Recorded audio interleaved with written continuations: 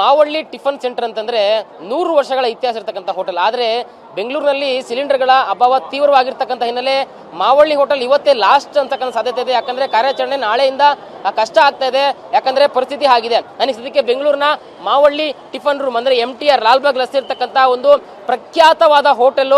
So ಇವತ್ತು ಭಾನುವಾರ ಆಗಿರೋದ್ರಿಂದ ಗ್ರಾಹಕರು ಕೂಡ ಯಥೇಚ್ಛ ಸಂಖ್ಯೆಯಲ್ಲಿ ಹೋಟೆಲ್ಗೆ ಬಂದಿದ್ದಾರೆ. ಪ್ರತಿ ಭಾನುವಾರ ಈ ಒಂದು ಹೋಟೆಲ್ಗೆ 20 ಸಿಲಿಂಡರ್ಗಳ ಅವಶ್ಯಕತೆ ಇರುತ್ತೆ. ಬಟ್ ಆದ್ರೆ ಇವರಿಗೆ ಸಿಕ್ಕಿರ್ತಕ್ಕಂಥದ್ದು ಇವತ್ತು ಬರೀ 4-5 ಸಿಲಿಂಡರ್ ಮಾತ್ರ. ಹೀಗಾಗಿ ಇರ್ತಕ್ಕಂಥ ಸಿಲಿಂಡರ್ಗಳಲ್ಲೇ ವ್ಯವಸ್ಥೆಯನ್ನ ಮಾಡಿಕೊಂಡು ಗ್ರಾಹಕರಿಗೆ ಊಟವನ್ನ ಕೊಡ್ತಕ್ಕಂಥ ವ್ಯವಸ್ಥೆಯನ್ನ ಮಾಡ್ತಾ ಇದ್ದಾರೆ. ಸೊ ನಾಳೆ ರೆಗ್ಯುಲರ್ ಆಗಿ ಮಾವಳ್ಳಿ ಹೋಟೆಲ್ಗೆ ರಜೆ ಇರುತ್ತೆ. ಸೊ ನಾಳಿದ್ದಿಗೆ ಏನಾದರೂ ಸಿಲಿಂಡರ್ ಬರದೇ ಹೋದ್ರೆ, ನಾಳೆ ಸಿಲಿಂಡರ್ ಏನೋ ತಲುಪದೆ ಹೋದ್ರೆ ನಾಳಿದ್ದಿಂದ ಮಾವಳ್ಳಿ ಹೋಟೆಲ್ ಅನ್ನ ಸಂಪೂರ್ಣವಾಗಿ ಕ್ಲೋಸ್ ಮಾಡ್ತೀರಿ ಅಂತಕ್ಕಂಥ ಮಾಹಿತಿಯನ್ನ ಈಗಾಗಲೇ ಹೋಟೆಲ್ನ ಮಾಲೀಕರು ಹಾಗೂ ಹೋಟೆಲ್ನ ಮ್ಯಾನೇಜ್ಮೆಂಟ್ ಹೇಳ್ತಾ ಇದೆ.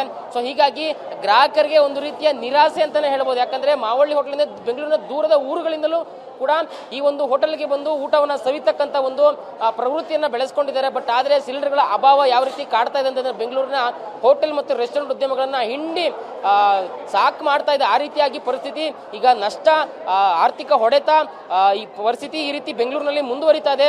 ಸಿಲಿಂಡರ್ಗಳು ಸಿಗುತ್ತೆ ಅಂತಕ್ಕಂಥ ಒಂದು ಯಾವುದೇ ಭರವಸೆಯೂ ಕೂಡ ಹೋಟೆಲ್ ಮತ್ತೆ ರೆಸ್ಟೋರೆಂಟ್ ಮಾಲೀಕರಿಗೆ ಸಿಗ್ತಾ ಇಲ್ಲ. ಯಾಕಂದ್ರೆ ಪರಿಸ್ಥಿತಿ ಆ ರೀತಿ ಬಿಗಡಾಯಿಸ್ತದೆ. ಆ ಕಡೆ ಪರ ವ್ಯವಸ್ಥೆಗಳನ್ನು ಮಾಡ್ಕೊಳಕ್ಕಾಗ್ತಾ ಇಲ್ಲ. ಮಾಡಿದ್ರು ಕೂಡ ಕೆಲವೇ ದಿನಗಳ ಕಾಲ ಅದನ್ನಷ್ಟೇ ಮಾಡ್ಕೊಳಕ್ಕಾಗುತ್ತೆ. ಹೀಗಾಗಿ ಪರಿಸ್ಥಿತಿ ಈ ರೀತಿ ಮುಂದುವರಿತದೆ. ಇನ್ನು ಮಾವಳ್ಳಿ ಟಿಫನ್ ರೂಮ್ನ ಮಾಲೀಕರಿದ್ದಾರೆ, ಮಾತಾಡ್ತಾ ಹೋಗ್ತೀನಿ. ಸರ್, ಪರಿಸ್ಥಿತಿ ಈಗ ಆಗ್ಬಿಟ್ಟಿದೆ, ಸಿಗುತ್ತೆ ಅಂತಕ್ಕಂಥ ಯಾವುದೇ ಆಶಾಭಾವನೆಯೂ ಕೂಡ ಮೂಡ್ತಾ ಇಲ್ಲ. ಯಾಕಂದ್ರೆ ಪರಿಸ್ಥಿತಿ ಆ ರೀತಿ ಇದೆ. ನೀವು ನಾಳೆಗೆ ಯಾವ ರೀತಿ ವ್ಯವಸ್ಥೆ ಮಾಡ್ಕೊಂಡಿದ್ದೀರಾ? ಸಿಗುತ್ತೆ ಅಂತಕ್ಕಂಥ ಏನಾದರೂ ಆಶಾಭಾವನೆ ಇದೆಯಾ ನಿಮಗೆ ಅಂತ? ಸಿಕ್ಕಿದ್ರೆ ಮಂಗಳವಾರ ನಡೆಸ್ತೀವಿ ಅಂತ ಇದೀವಿ.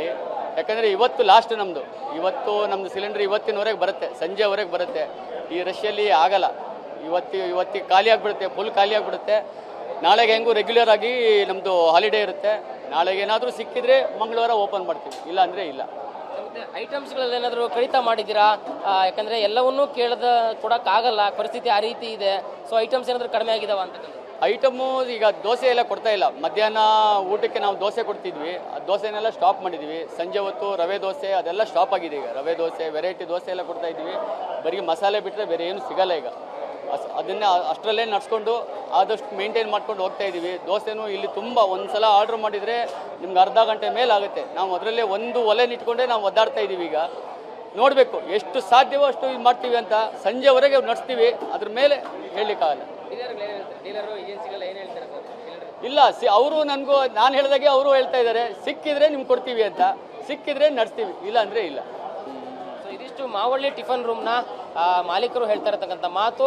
ನಾಳೆ ಕ್ಲೋಸ್ ಇರುತ್ತೆ ರೆಗ್ಯುಲರ್ ಆಗಿ.